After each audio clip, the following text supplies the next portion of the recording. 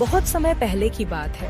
वीर प्रताप नाम के एक राजा अपने साहस, बुद्धिमत्ता और न्यायप्रियता के लिए दूर दूर तक प्रसिद्ध थे।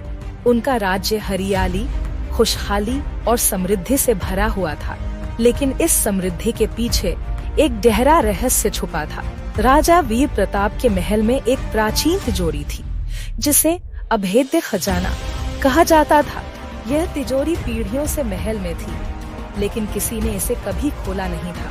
कहा जाता था कि इस तिजोरी में अपार धन, दौलत और शक्तिशाली रहस्य छुपा है, लेकिन इसे खोलने के लिए बुद्धिमानी और साहस दोनों की आवश्यकता थी। एक दिन राजा वीर प्रताप को तिजोरी के पास एक पुरानी किताब मिली। किताब में लिखा था, जो सत्य और साहस का मार्ग चुनेगा वही इस खजाने का अधिकारी बनेगा, लेकिन सावधान, लालच और स्वार्थ विनाश का मार्ग है। राजा ने अपने सलाहकारों को बुलाया और इस गुत्थी को सुलझाने का निर्णय लिया। उन्होंने पाया कि तिजोरी पर अजीब अजीब चिन्ह बने हुए थे।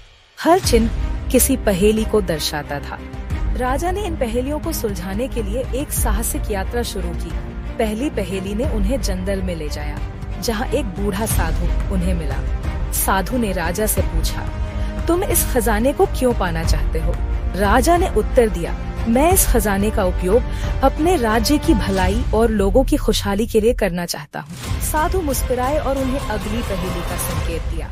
अगली पहेली ने राजा को एक पहाड़ी गुफा तक पहुँचाया, जहाँ उन्हें अपने साहस का परिचय देना था।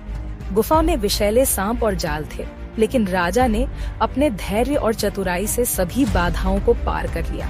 आखिरी पहेली ने राजा को सत्य का महत्व समझाया, उन्हें अपनी गलतियों को स्वीकार करने और सही मार्ग चुनने की सीख दी। जब राजा ने सभी पहेलियों को सुलझा लिया, तो तिजोरी अपने आप खुल गई। तिजोरी में राजा को कोई सोना चांदी नहीं मिला, बल्कि एक पुराना ग्रंथ मिला, जिसमें लिखा था, सच्चा खजाना तुम्हारी बुद्धि, साहस और न्यायप्रियता है।